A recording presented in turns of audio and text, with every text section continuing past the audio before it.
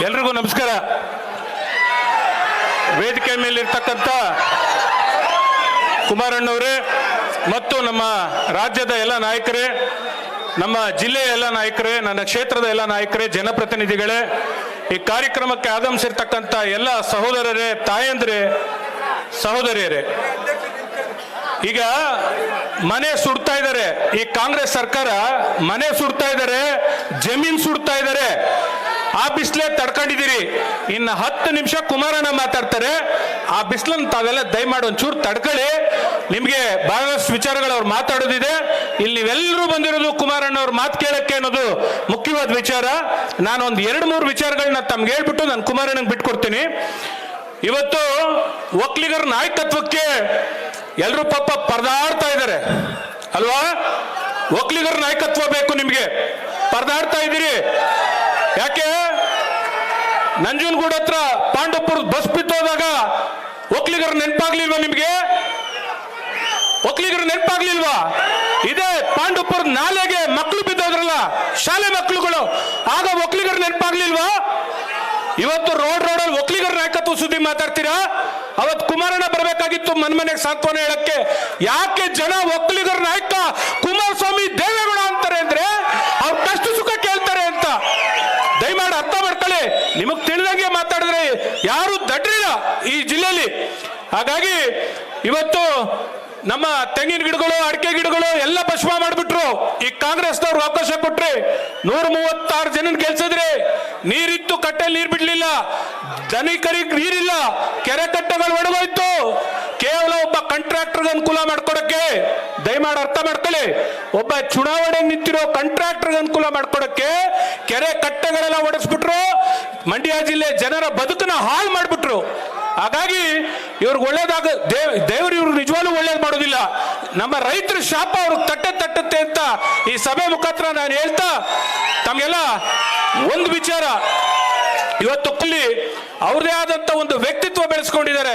ನಾವೇನ್ ನಮ್ಮ ಸಭೆಯಲ್ಲಿ ನರೇಂದ್ರ ಮೋದಿ ಅವ್ರನ್ನ ನೆನೆಸ್ಕೊಳ್ಳೋ ಅವಶ್ಯಕತೆ ಇಲ್ಲ. ಯಾಕೆಂದ್ರೆ ಕಾಂಗ್ರೆಸ್ ಸಭೆಗಳಲ್ಲೇ ಮೋದಿ ಮೋದಿ ಮೋದಿ ಅಂತ ಕೂಗಕ್ ಶುರು ಮಾಡ್ಬಿಟ್ಟವ್ರೆ. ನಿಜನಾ? ಹಂಗಾಗಿ ಇವತ್ತು ದೇಶಕ್ಕೆ ಇನ್ನೂ 10 ವರ್ಷ ನರೇಂದ್ರ ಮೋದಿ ಅವ್ರ ನಾಯಕತ್ವ ಬೇಕಿದೆ. ಇವತ್ತು ನಮ್ಮ ಕರ್ನಾಟಕ ರಾಜ್ಯಕ್ಕೆ ನಮ್ಗೆಲ್ರಿಗೂ ಅನಿವಾರ್ಯ ಕುಮಾರಣ್ಣ ಅವರ ನಾಯಕತ್ವ ಅನ್ನೋದನ್ನ ನಾನು ಈ ಮೂಲಕ ನಿಮ್ಗೆ ಹೇಳ್ತಾ, ತುಂಬಾ ವಿಚಾರಗಳಿದ್ರು ಕೂಡ ಬಹಳ ಬಿಸಿಲಲ್ಲಿ ಕೂತಿದ್ದೀರಿ. ನಾನು ಹೆಚ್ಚಿನ ಸಮಯ ತಗೊಳ್ಳೋದಿಲ್ಲ. ಶ್ರೀರಂಗಪಟ್ಟಣದ ಕ್ಷೇತ್ರದ ಜನ ಬೇಕೋ ಬೇಡವೋ ಅನೇಕ ಸಲ ಕೆಲವು ತಪ್ಪುಗಳು ಆಗೋಗಿದೆ ಇಲ್ಲಿ ತನಕ. ಈಗ ನಿಮ್ಮ ಸ್ವಾಭಿಮಾನ, ನಿಮ್ತನ, ಮಂಡ್ಯ ಜಿಲ್ಲೆಯಿಂದ ಹೊರಗಡೆ ಹೋಗಿ ನೀವು ಚುನಾವಣೆ ಆದ್ಮೇಲೆ ಎದೆ ತಟ್ಕೊಂಡು ನಾನು ಮಂಡ್ಯ ಜಿಲ್ಲೆಯವನು ಅಂತ ಹೇಳ್ಬೇಕಾದ್ರೆ ಕುಮಾರಣ್ಣ ಅಟ್ಲೀಸ್ಟ್ 3 ಲಕ್ಷದಲ್ಲಿ ಗೆಲ್ಬೇಕು. ನೀವೇನಾದ್ರು ಕಮ್ಮಿ ಗಿಮ್ಮಿ ಮಾಡ್ಕೊಂಡ್ರೆ ನಿಮಗೆ ನೀವು ಮಾಡ್ಕೊಳ್ಳೋ ಅವಮಾನ. ದಯಮಾಡಿ ಅರ್ಥ ಮಾಡ್ಕೊಳ್ಳಿ. ನೀವು ಬಂದಿರ್ತಕ್ಕಂಥವ್ರೆಲ್ಲ ಮನೆಗೆ ಹೋಗಿ ಮತ ಕೇಳೋದ್ರ ಮುಖಾಂತರ ಎರಡೂ ಪಕ್ಷದವರು, ಬಿಜೆಪಿ ಮತ್ತು JDS ಪಕ್ಷದ ಇಬ್ರು ಜೊತೆಲಿ ಹೋಗಿ ಮನೆಗೆ ಓಟ್ ಕೇಳಿ. ಚುನಾವಣೆ ದಿನ ತಾವೆಲ್ಲರೂ ಮಂಡ್ಯ ಜಿಲ್ಲೆಯ ಒಂದು ಬದುಕಿಗೆ, ಮಂಡ್ಯ ಜಿಲ್ಲೆಯ ಒಂದು ಸ್ವಾಭಿಮಾನಕ್ಕೆ ಮತ ಕೇಳಿ ನಮ್ಮ ಜಿಲ್ಲೆಯ ಗೌರವ ಹೆಚ್ಚಿಸ್ಕೋಬೇಕು. ಇವತ್ತು ಹಲಾಲ್ ಟೋಪಿಗಳನ್ನೆಲ್ಲ ಕರ್ಕೊಂಡು ಬಂದು ಮಂಡ್ಯ ಜಿಲ್ಲೆಯಲ್ಲಿ ರಾಜಕಾರಣ ಮಾಡಕ್ ಬಿಟ್ಬಿಟ್ಟಿದ್ದಾರೆ. ಅವನು ಯಾರೋ ಅಯೋಗ್ಯ ನನ್ನ ಮಗ ಮಾತಾಡ್ದ, ಯಾರೋ ಅವನು ಯಾವನೋ ಚಿಲ್ರೆ, ಅವ್ರ ಮನೆಯಲ್ಲಿ ಹೆಂಗಸರಿಲ್ವಾ? ಅಯೋಗ್ಯ ನನ್ನ ಮಗ. ಎಲ್ಲಿ ಕಾಂಗ್ರೆಸ್ನವ್ರಿಗೆ ಈ ಮುಖಾಂತರ ಹೇಳ್ತೀನಿ, ಸ್ವಲ್ಪ ಮರ್ಯಾದಸ್ಥರು ಕರ್ಕೊಂಬಂದು ರಾಜಕೀಯ ಮಾಡ್ರಿ. ಮಂಡ್ಯ ಜಿಲ್ಲೆಯನ್ನು ಕೆಡಿಸ್ಬೇಡಿ. ಮಂಡ್ಯ ಜಿಲ್ಲೆ ಬಹಳ ದೊಡ್ಡ ಮನುಷ್ಯರು ರಾಜಕಾರಣ ಮಾಡಿದ್ದಾರೆ. ಇಡೀ ಜಿಲ್ಲೆಗೆ ಒಂದು ಗೌರವ ಇದೆ ಮಂಡ್ಯ ಜಿಲ್ಲೆ ಅಂದ್ರೆ. ಹಿಂದೆ ಮಂಡ್ಯ ಜಿಲ್ಲೆ ರಾಜಕಾರಣ ಅಸೆಂಬ್ಲಿ ಒಳಗೆ ಮಾತಾಡ್ತಾ ಇದ್ದಾರೆ ಅಂದ್ರೆ ಇಡೀ ಜಿಲ್ಲೆ ಜನ, ಇಡೀ ರಾಜ್ಯದ ಜನ ಅದನ್ನ ಕೇಳ್ತಿದ್ರು. ಇವತ್ತು ಯಾರ್ಯಾರು ಕರ್ಕೊಂಬಂದಿದ್ದಾರೆ? ದರೋಡೆಗಾರರು, ಜೂಜ್ಗೋರನ್ನೆಲ್ಲ ಕರ್ಕೊಂಬಂದು ದುಡ್ಡಿದೆ ಅಂತ ಟಿಕೆಟ್ ಕೊಟ್ಬಿಟ್ಟು ಇವತ್ತು ಅಸಹ್ಯ ಮಾಡಿಟ್ಟಿದ್ದಾರೆ ಮಂಡ್ಯ ಜಿಲ್ಲೆನ. ಇವ್ರ ಯೋಗ್ಯತೆಗಳಿಗೆ ಇವರು ಅಫಿಡವಿಟ್ ಸಲ್ಲಿಸಿದಾರಲ್ಲಪ್ಪ, ಚುನಾವಣೆಗೆ ಅಫಿಡವಿಟ್ ಸಲ್ಲಿಸಿದಾರಲ್ಲ, ಅಸಹ್ಯ ಆಗುತ್ತೆ ನಿಮ್ ಜನ್ಮಕ್ಕೆ. ಇನ್ಮೇಲಾರು ಸ್ವಲ್ಪ ಮರ್ಯಾದಸ್ಥರು, ಸುಸಂಸ್ಕೃತನ ಕರ್ಕೊಂಬನ್ನಿ, ರಾಜಕಾರಣ ಮಾಡಿ.